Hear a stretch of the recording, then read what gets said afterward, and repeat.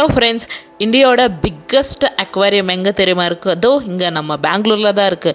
இது வந்து ஃபன் சிட்டின்னு நீங்கள் கூகுளில் போடுங்க. ஸோ அதில் வந்து இந்த அக்வாரியம் பேரடைஸ்ன்றது ஒரு செக்மெண்ட். அது மட்டும் இல்லாமல் ஸ்னோ சிட்டி, ஃபன் ஜோனுன்னு நிறைய என்டர்டைன்மெண்ட் இருக்குது. நீங்கள் பார்த்தீங்களா, நிறைய ஸ்கூல் ஸ்டூடெண்ட்ஸ் தான் எங்கள் ட்ரிப்புக்கு நிறைய பேர் வருவாங்க. எனக்கு ஃபிஷ் அக்வாரியம்னா அவ்வளோ இன்ட்ரெஸ்ட் இருக்காது. என் ஹஸ்பண்டுக்கு ரொம்ப பிடிக்கும். அதனால் சரி போனால் போட்டுமேன்னு சொல்லிட்டு, ஃபீஸ் எவ்வளோ தெரியுமா மக்களே? பெரியவங்களுக்கு 500 ரூபா, சின்னவங்களுக்கு ஜஸ்ட் 450 தான். அதெல்லாம் பாதி கூட இல்லைங்க, நிறையவே இருக்குது. இதனாலும் பரவாயில்லன்னு சொல்லிட்டு போய் பார்த்தோம். ஆனால் போனதில் அவரை விட நான் தான் ரொம்ப என்ஜாய் பண்ணேன். ஏன்னா அந்த ஃபிஷ் பார்க்கும்போது மனசுக்கு அந்த அளவுக்கு ரொம்ப சந்தோஷமாக இருக்குது.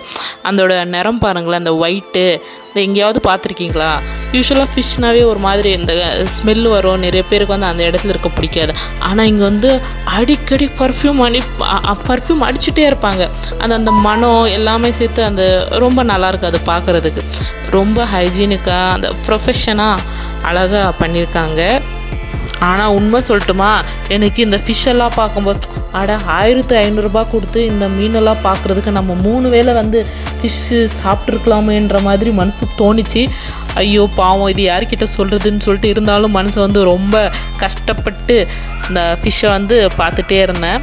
ஆனால் ஒவ்வொன்றும் பார்க்கும்போது ஒவ்வொரு கலரில் ஒரு ஷேப்பில் அப்படியே பாருங்களேன், அந்த மனசுக்குள்ளே ஏதோ ஒன்று பாயிற மாதிரி, ஏதோ ஒரு மனம் புரியாமல் ஒரு கூலிங், அந்த மாதிரி அழகாக இருக்குது பார்க்குறதுக்கு. அந்த நேச்சர், அந்த செட்டப்பு எல்லாமே வந்து ஆர்டிஃபிஷியலாக இருந்தாலும் அது பார்க்குறதுக்கு வந்து ரொம்ப அழகாக. ஆஹா, இதை பாருங்களேன், இதை பார்க்கும்போது தான் சந்தேகம் வந்துச்சு, இது ஒரிஜினல் இல்லைன்னா பொம்மை மீனா? இந்த ஞாபகம் இருக்கா, அந்த கிராமத்தில் வந்து கலர் கோழி விற்பாங்களே, அந்த மாதிரி இதுக்கும் டை அடிச்சுட்டு கலர் அடிச்சிருப்பாங்களோன்ற மாதிரி தோணுச்சு.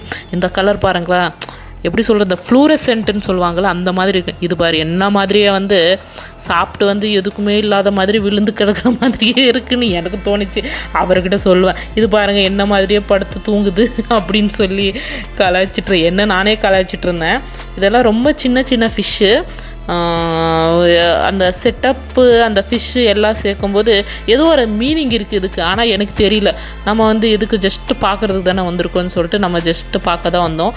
ஆனால் அவர் வந்து ஒன்றுக்குமே ரசித்து அப்படியே அந்த மீனை வந்து அவர் ரசித்து பார்த்தாரு. நான் ருசிக்க பார்த்தேன், ஆனால் முடியல. இட்ஸ் ஓகே, நம்மளோட டைம் சரியில்லை அப்படின்னு சொல்லிட்டு ஒரு ஃபிஷ்ஷும் அப்படியே பார்த்துட்டு இருந்தோம். இது வந்து ஜஸ்ட்டு செட்டப் தான், இங்கே உள்ள வீட்டில் ஏன்னு தெரியல, ஜஸ்ட்டு வெளியில் மட்டும் பார்த்தோம். இது பாரு, இந்த நேச்சர் வந்து இது என்னதான் ஆர்டிஃபிஷியல் நேச்சராக இருந்தாலும் அந்த இடம் வந்து தண்ணி, அந்த மீன், அந்த செட்டப்பு, அந்த கொக்கு எல்லாம் பார்க்கும்போது நிறைய பேர் இந்த செல்ஃபி ஸ்பாட்டுன்னு சொல்லிட்டு இங்கே வந்து ஃபோட்டோ எடுத்துகிட்டு இருந்தாங்க.